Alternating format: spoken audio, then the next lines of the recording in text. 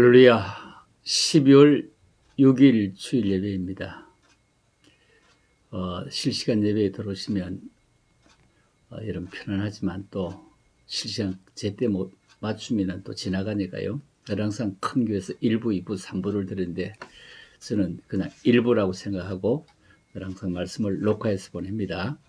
자, 오늘은 갈라디아 6장 14절부터 18절 말씀을 가지고 스티그마, 흔적 이런 제목으로 말씀을 드리겠습니다.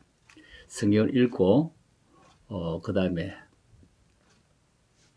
찬양을 한 곡 하겠습니다. 내가 그리스도와 함께 찬양하고 말씀을 정리하도록 하겠습니다. 내일 주일 실시간에 또 들어오신 분들은 미리 찬송, 교동 다 제가 또 적어 보내겠습니다. 자, 오늘 갈라디아 6장 14절부터 18절까지 제가 봉독합니다. 그러나 내게는 우리 주 예수 그리스도의 십자가 외에는 결코 자랑할 것이 없으니 그리스도로 말미암아 세상이 나를 대하여 십자가에 못 박히고 내가 또한 세상을 대하여 그러하니라. 할례나 무할례가 아무것도 아니로되 오직 새로 지으심을 받은 것만이 중요하니라. 무릇 이 규례를 행하는 자에게와 하나님의 이스라엘에게 평강과 긍휼이 있을지어다. 이후로 누구든지 나를 괴롭게 하지 말라. 내가 내 몸에 예수의 흔적을 지니고 있노라. 형제들아, 우리 주 예수 그리스도의 은혜가 너희 심령에 있을지어다. 아멘. 17절입니다. 이후로 누구든지 나를 괴롭게 하지 말라. 내가 내 몸에 예수의 흔적을 지니고 있노라. 이 흔적이 스티그마 이런 얘기입니다. 자, 찬양하겠습니다.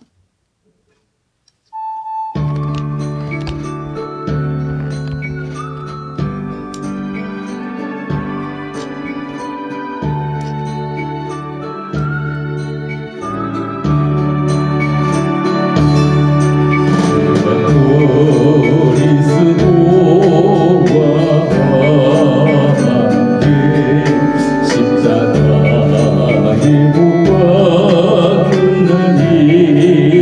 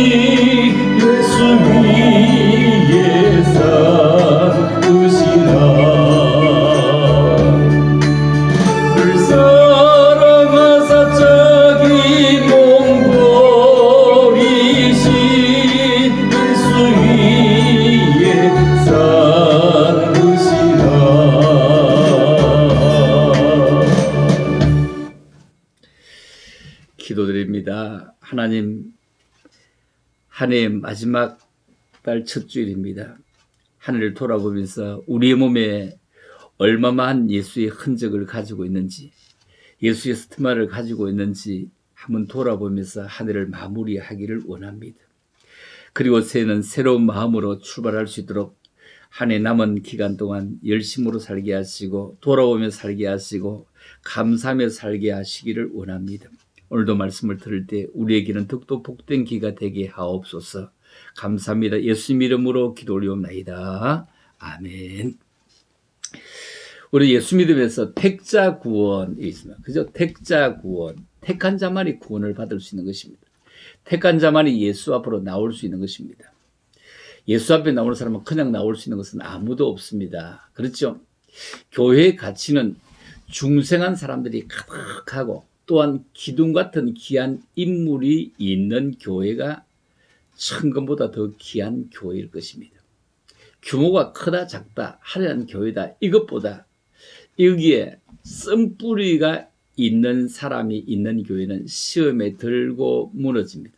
그러나 규모와 상관없이 거기에 자기를 희생할 줄 알고 예수의 흔적을 가지고 있는 사람은 서로에게 힘이 되는 것입니다.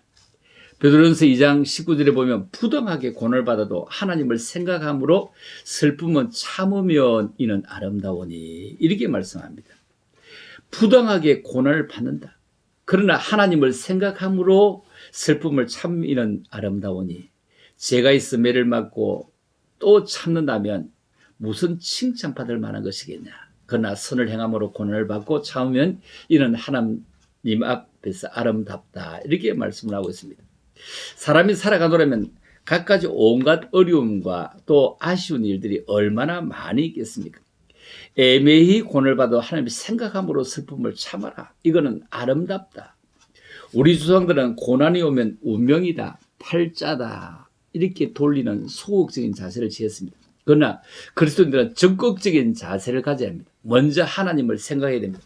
애매하고 억울한 사정이 있어도 하나님은 모두 아신다. 이런 믿음을 가져야 됩니다. 요셉을 보십시다.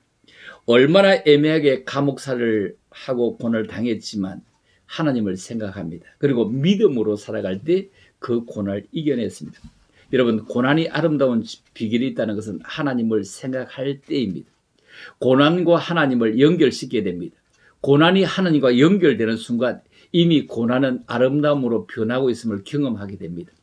사도들이 복음을 전하다가 얼마나 붙들려서 매를 맞습니까? 그러나 그들은 감옥에서도 고난을 하나님과 연결했습니다.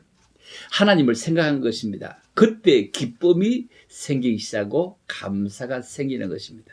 우리는 사람 사이에서 여러 가지 어려움도 만나고 힘든 일도 만나지만 그러나 내가 그 어려움을 이겨나갈 수 있는 것은 내 속에 주님이 계시기 때문에 택자 구원 아무리 어리고 흔들려 잠시 흔들릴지라도 그 뿌리가 살아있는 것은 겨울이 지나면 또 봄이 되면 또 다시 올라오는 것과 같습니다. 우리 찬송가 중에 흑인 연가입니다. 흑인 연가 보면은 그 누가 나의 괴로움 알라. 그 누가 나의 괴로움 알며 또 나의 슬픔 알까. 주밖에 누가 알아주라. 영광 할렐루야. 우리 찬송가에 있죠. 어떤 종류의 고난이나 슬픔일지라도 예수 그리스도를 생각하면 고통의 노래, 슬픔의 노래도 할렐루야 영광의 노래로 변할 수 있다는 것입니다. 그러므로 어떤 상황 가운데서도 고난의 주님을 생각하면서 당하는 이 고난을 아름답게 만들어 가셔야 됩니다. 사람이 모태에서 출생할 때는 뭐 아무런 흉터가 없이 태어납니다. 그렇죠? 아이가 태어날 때 무슨 흉터가 어디 있습니까? 아무 흉터가 없이 어머니 뱃속에 고이 자라서 아무 흉터 없이 잘 태어납니다. 그런데 우리가 나이가 들어가면서 살다 보면 팔끝에서부터 정수리까지 여러 가지 세월의 흔적을 많이 새겨지게 됩니다. 그것이 죽을 때까지 없어지지 않고 남는 흔적이 있습니다. 물론 요즘 뭐 성형을 해서 좀 많이 보이는 쪽에는 막 성형해서 잘 안 보이게 합니다만 그래서 우리 몸에 난 흔적이 있으면 이거 흉터가 있으면 옷으로 가리고 얼굴에 나는 흉터는 화장으로 가리기도 하고 성형을 하기도 합니다만 그러나 우리에게 다 그대로 있는 것이 아니라 태어날 때처럼 원형처럼 있는 것이 아니라 여기저기 백발이 될 때 머리가 휘어지죠. 나이가 많아지니까. 그리고 허리가 굽죠. 이걸 성형을 합니까? 허리가 굽으면 성형을 하지 못하지 않습니까? 깊게 패인 주름살 그대로 있는 게 좋은 것이 주름살을 쫙 다리미로 펴듯이 펴서 있으면 보기 좋을까요? 그래서 우리는 아기 때에 어쩌면 서로 하다가 옆집 아이가 핥아 가지고 끓거든 흔적까지도 남을 만큼 우리는 흉터가 남습니다. 이걸 흔적이라고 하고 이걸 스티그마를 합니다. 이런 걸 사람에게 외형적인 흔적입니다. 이것보다 훨씬 더 중요한 흔적이라면 그것은 마음의 상처입니다. 마음의 흔적, 마음의 스티그마. 세상 살다 보면 어릴 적부터 어른 노인이 되기까지 갖가지 마음의 상처를 많이 갖게 되는데 그 상처가 병이 되어서 알지 못하는 고통을 당하게 됩니다. 그래서 사도 바울은 오늘 본문에서 내 몸에 예수의 흔적을 가졌다 이렇게 말합니다. 예수의 흔적을 가졌다. 그 흔적, 예수님 때문에 가진 흔적, 스티그마, 뭐 흉터라고 할까요? 흉터, 흔적, 그 무엇일까요? 갈라디아 6장 17절 이후로는 누구든지 나를 괴롭게 하지 말아라. 내가 내 몸에 예수의 흔적을 지니고 있노라. 그의 몸에도 그의 마음속에도 간직한 흔적, 그것은 아마 단순한 고난의 흔적이 아니라 오히려 자랑스러운 훈장과도 같은 흔적일 수 있을 것입니다. 어떤 흔적일까 첫째로 생각해 봅니다. 사도 바울은 예수님을 핍박하던 일에 굉장히 열심히 하던 사람입니다. 그는 다메섹 도상에서 부름을 받은 후부터 그는 평생 복음 전파와 주님 때문에 수많은 고난과 핍박과 환난을 당한 일꾼이 되었습니다. 그러므로 그는 몸에도 마음에도 숱한 흔적, 흉터를 많이 간직한 사람입니다. 고린도후서 11장 23절 이하에 보면 이렇게 말해요. 그들이 그리스도 일꾼이냐? 그리스도 일꾼의 정신없는 말을 하거니와 나는 더욱 그러하다.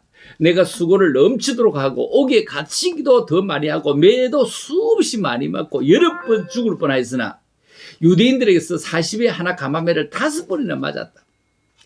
3번은 큰 태장으로 맞았다. 1번은 돌에다 맞았다. 3번 파선하고 일주일을 깊은 바다에 지냈다.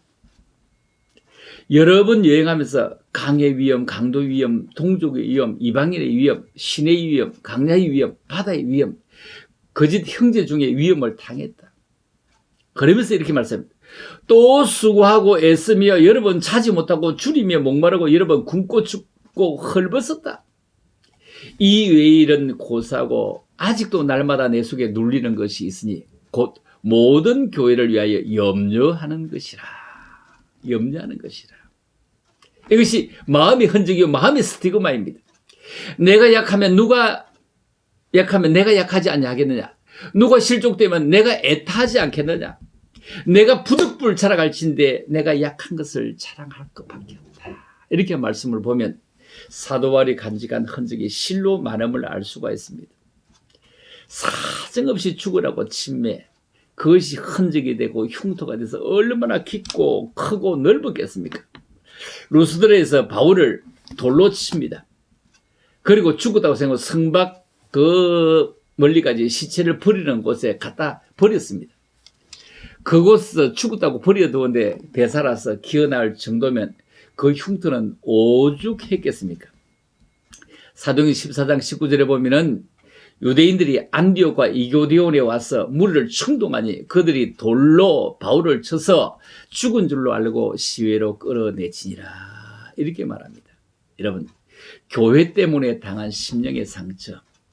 한 40명의 결사대가 조직되어 가지고 바울을 죽이기 전에는 절대로 먹지도 마시기지도 않겠다고 다짐한 사람들이 얼마나 많은지 모릅니다. 사도행전 23장 12절에 보면은 날이 새매 유대인들이 당을 지어 맹세하되 바울을 죽이기 전에는 먹지도 아니하고 마시지도 아니하겠다 하고 이같이 동맹한 자가 40여 명이더라. 바울 죽이기 전에 우리 안 먹을 거요. 절대로 앉지도 않을 거요. 이렇게 하는 사람들이 40명이더라. 동족, 이방인, 바다, 사막 등으로 엄청난 고난의 흔적을 가지고 있는 사람이 바로 바울입니다. 이 모든 고난의 흔적, 이 모든 쓰라린 상처, 이것은 복음 때문에, 교회 때문에, 예수님 때문에 이 말입니다. 경건된 주의 종들은 결국 마지막까지 신앙의 정절을 굳게 지키기 위해서 숱한 고난의 흔적을 간직하게 되고, 그러한 흔적으로 인한 육체와 마음의 심한 상처로 고난을 받게 되는 것입니다. 사도 베드로는 주님의 사랑을 받은 수제자입니다. 막상 주님이 체포되어 고난당하실 때 3번씩이나 부인하는 그런 비겁한 모습을 우리는 보았습니다. 그 어린 피자 앞에서도 주님을 저주하며 부인한 그 보이지 않는 마음의 상처가 너무 커서 일평생 괴로워하면서 지냈을 것입니다. 그러므로 훗날 그는 주님을 위해서 거꾸로 십자를 지고 순교한 것인지도 모릅니다. 그래서 와석종신 이런 말을 하죠. 사도 바울은 말년에 밤모습으로 기양을 갑니다. 사도 요한은 이 혼자서 일평생 순교를 당하지 않고 자기의 자연적인 명대로 산 사람이 사도 요한입니다. 이 말년에 밤모습으로 기양 가서 동굴 속에서 머리를 얼마나 맞대고 기도했던지 돌이 달라진 그런 흔적이 있다, 이렇게 말합니다. 그리고 요한의 이마에는 굳은 살이 흔적이 박혀져 있다. 왜? 돌루가 막 받쳐서 이 굳은 살이 받쳐져 있다. 그래서 요한의 이 모습, 성화를 보면 유독 요한의 이마가 툭 튀어나왔다, 이렇게 얘기합니다. 사도 바울은 예수님의 흔적을 자랑스럽게 여기고 간직하고 날마다 그런 죽는 삶을 산다고 고백을 합니다.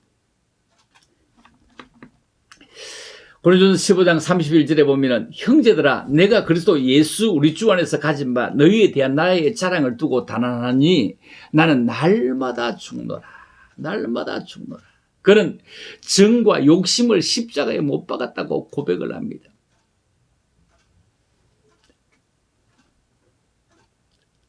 날마다 죽노라. 그래서 예수의 사람들은 육체와 함께 그 정욕과 탐심을 십자가에 못 박았다. 그래서 오늘 본문이, 그러나 내게는 우리 주 예수 그리스도의 십자가에 결코 자랑할 것이 없으니 그리스도로 말미암아 세상이 나를 대하여 십자가에 못 박히고 내가 또한 세상을 대하여 그러하니라, 이렇게 말씀합니다. 여기에 그러므로 엔더, 이 말에 그리스도로 말미암아, 이 말에 그리스도로 말미암아 세상이 나를 대하여 십자가에 못 박히고 내가 또한 세상을 대하여 그러하다. 여러분, 그리스도로 말미암아 세상이 나를 십자가에 이끌고 가도 내가 끌려갈 수 있는 순순한 힘없는 양처럼 따라갈 수 있는 사람, 이 말입니다. 두 번째입니다. 그러면 나의 스티그마, 이 한 해 동안 살아면 나의 스티그마는 어떤 모습으로 찍혔을까요? 어느 예쁜 젊은 여인의 집에 불이 났다고 합니다. 그 불타는 집에 어린 딸이 다 죽게 되었을 때 죽음을 무릅쓰고 불꽃을 뚫고 들어가 그 딸 아이를 품고 나왔습니다. 이 딸을 살렸습니다. 그런데 그 엄마는 심한 화상을 입어서 그 얼굴이 보기 싫게 너무 흉한 꼴이 되었다고 합니다. 딸 아이가 자라면서 학교 친구로부터 놀림을 받는 것이 뭐냐면 어머니의 못생긴 얼굴 때문이었습니다. 이렇게 고민은 딸의 모습을 보다 못한 어머니가 어느 날 조용히 그 딸을 불러놓고, 얘야, 내 얼굴은 과거 우리 집에 불이 났을 때 너를 건져내겠어. 불꽃이 확 올라왔는데 그 속에 뛰어들어가서 너를 데리고 나오느라고 내 얼굴이 이렇게 되었단다. 이 말을 들은 이 딸은, 어머니의 그 얼굴 때문에 내가 살아났군요. 어머니의 그 얼굴 때문에 내가 있군요. 그 딸은 그 어머니 얼굴이 그렇게 아름답게 보일 수가 없습니다. 그래서 부끄러워하지 않냐고 오히려 어머니의 얼굴을 자랑스러워하며 사진을 보여주면서 우리의 어머니의 이 얼굴 때문에 나는 지금 있게 된 것이라고 친구들에게 자랑하며 다녔답니다. 오늘 14절입니다. 그러나 내게는 우리 주 예수 그리스도의 십자가 외에는 결코 자랑할 것이 없으니 그리스도로 말미암아 세상이 나를 대하여 십자가에 못 박히고 내가 또한 세상을 대하여 그러하니라. 그렇습니다. 십자가, 그것은 원래 자랑스러운 모습이 아니요 치욕스러운 모습입니다. 보기도 싫은 혐오스러운 형틀입니다.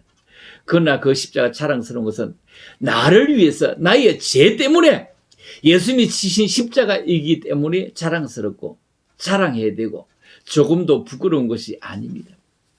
오늘을 살아가는 우리들, 과연 예수님 때문에, 교회 때문에, 십자가 때문에, 복음 때문에, 성도들 때문에 그 어떤 흔적, 흉터를 가지고 있습니까?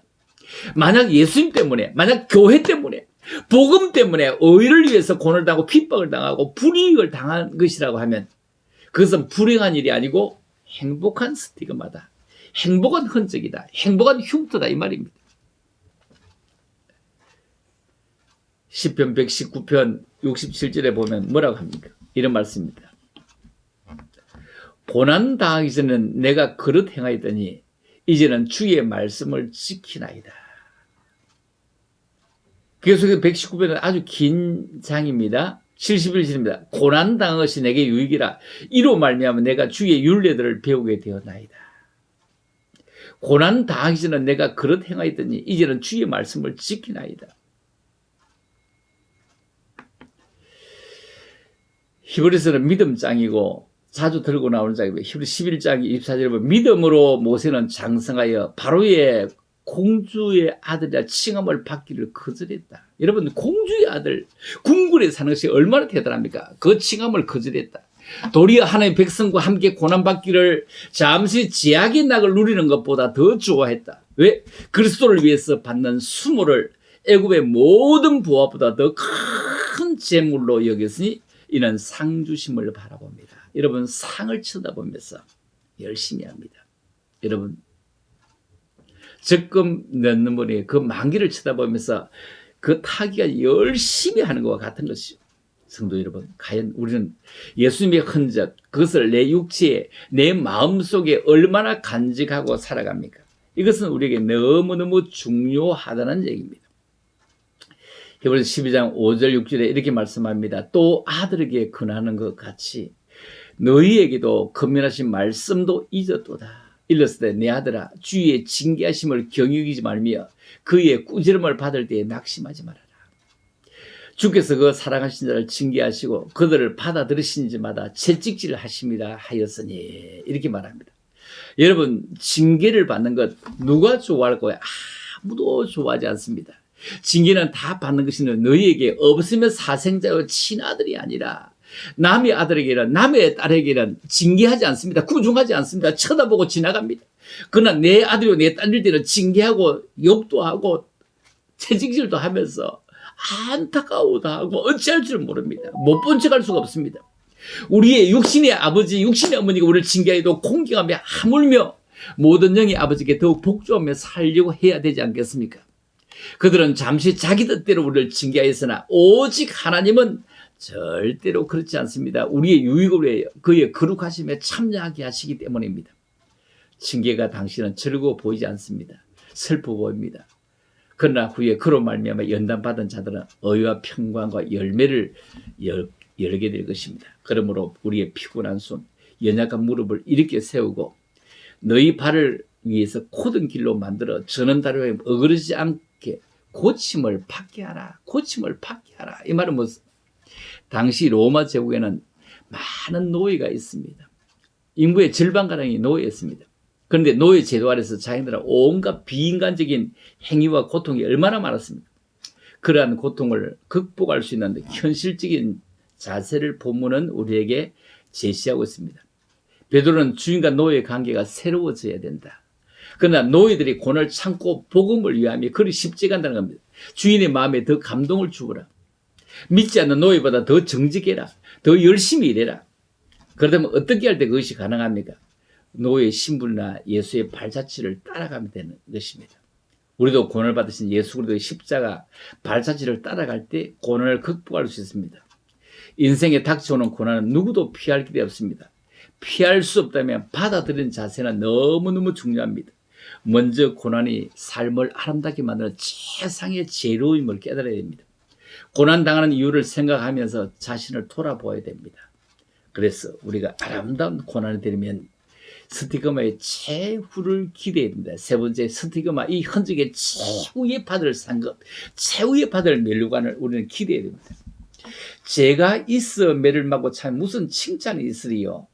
오직 선을 행함으로 고난을 받고 차면 이는 하나님 앞에 아름다움이니라. 이렇게 말씀합니다. 예수님께서는 자신을 욕하는 사람들에게 욕을 하지 않았습니다.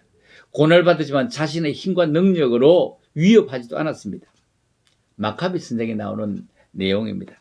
마카비 가문의 사람들이 죽임을 당할 때 죽이려고 하는 사람들을 향해서 말했습니다. 너희는 나를 불태워 죽이지만 너도 결국 내가 죽이잖아. 영영한 지옥불의 심판을 면치 못하고 죽임을 당할 것이다 하며 그들을 비난하고 위협했습니다. 그러나 예수님께서는 자신을 비난하는 사람들 앞에서 침묵했습니다. 그 침묵의 촉이 그리스도인들에게 깊은 인상을 줍니다. 그래서 자신을 핍박하는 사람들을 위협하지도 않았고 대항하지도 않았습니다. 다만 공의로 심판하시는 하나님께 맡겼습니다. 공의로 심판한다. 이 말은 현재 시제의 동사입니다. 하나님께서 언제나 공의로 심판하시는 분이라는 뜻입니다. 보복은 우리에게 맡기신 것이 아닙니다. 오히려 하나님께서 공의롭게 심판하시리라. 믿고 끝까지 인내하며 선을 행해야 됩니다. 그것이 그리스도인들이 가져야 할 모습이기 때문입니다. 오히려 고난을 참음으로 하나님께 영광을 돌리는 기회가 될 수 있어야 됩니다. 빌립보 1장 29절에 보면 그리스도를 위하여 너희에게 은혜를 주신 것은 다만 그를 믿을 뿐 아니라 또한 그를 위하여 고난도 받게 하려 함이라. 그리스도를 위해서 살 때 당연히 고난도 따를 줄 알고 그리스도를 위해 고난을 받는 것을 특권으로 생각하는 것입니다. 고난을 능동적으로 수용하려고 하는 결심을 가져야 됩니다. 고로새 1장 24절입니다. 나는 이제 너희를 위해 받는 괴로움을 기뻐하고. 여러분, 괴로움을 기뻐할 사람이 어디 있습니까? 그리스도의 남은 고난을 그의 몸된 교회를 위해 내 육체에 채우노라. 내 육체에 채운다고 증거합니다. 고난 없이는 축복은 없다는 것입니다. 고난을 받는 삶에 예수의 흔적이 나타납니다. 예수 그리스도의 고난으로 우리는 사함을 받고 나음까지 얻었습니다. 따라서 우리의 삶에 고난이 임한다면 불평할 것이 아니라 회개하며 돌아보는 기회로 삼아야 됩니다. 지금은 세계가 코로나로 인해 고난에 처했지만 이 고난까지도 달게 받아야 됩니다. 여러분, 걸린 사람만 고난입니까? 그렇지 않고 모두가 고난이지 않았습니까? 모두가 다 함께. 걸린 사람은 더 큰 고난, 걸리지 않은 사람도 모두가 함께 사업이 안 되기도 하고 여러 가지 어려움을 다 만나기도 하고 부도를 만나기도 하고 다 고난입니다. 모두가 고난입니다. 애매한 고난이 온다 해도 하나님을 생각하며 참아야 됩니다. 그리고 고난 가운데 부르심을 기억해야 됩니다. 우리의 삶을 아름답게 만드는 고난을 깨닫고 부디 고난을 극복해서 복된 성도, 참으로 예수님 때문에 남겨진 그런 스티그마의 말입니다. 나는 어떤 흔적일까? 나의 스티그마는 어떤 모습으로 바뀌어졌을까? 그리고 스티그마의 최후는 어떤 모습으로 나에게 영광이 밀려고 다가올까 생각해보면서 이 한 해를 잘 마무리할 수 있는 복된 성도로 바꾸어지는 그런 마음의 아름다운 스티그마를 잘 새겨가는 그런 한 해로 마무리할 수 있기를 주님의 이름으로 축복합니다. 기도합니다. 하나님 아버지 은혜를 감사합니다. 이 한 해 동안 고난 속에서 엄청난 어려움 속에 살아오면서도 그러나 예수 안에 있게 하심을 참으로 감사합니다. 예수님 때문에 행복했다고 고백하고 예수님이 지켜주셨다고 고백할 수 있는 저들 되기를 원합니다. 지켜주신 스티그마가 저들에게 있게 하시고 어리고 힘들 때 넘어져도 다시 일어서겠다고 붙잡고 일어서는 그런 스티그마가 우리 속에 있기를 원합니다. 이 하늘을 잘 마무리할 수 있도록 끝까지 우리를 지켜주시고 흘러가는 세월 붙잡을 수 없을지라도 파묻히지 않도록 우리 함께 달려갈 수 있는 저들 되게만 도우시기를 원합니다. 주님 참으로 사랑하며 감사합니다. 하늘을 끝까지 지키실 믿사오며 이제는 우리 구주 예수 그리스도의 은혜와 우리 하나님 아버지의 무한극진한 사랑과 성령님의 감화감동 교통으로 충만하심이 이렇게 12월 첫 주 예배를 드리며 말씀에 함께 거닐며 스티그마를 확인하는 모든 믿음의 사람들 머리 위에 우리 온 교회 위에 이제로부터 영원토록 함께 있을지어다. 아멘. 감사합니다. 한 주간 또 승리하며 살아가십시다. 할렐루야. 고맙습니다.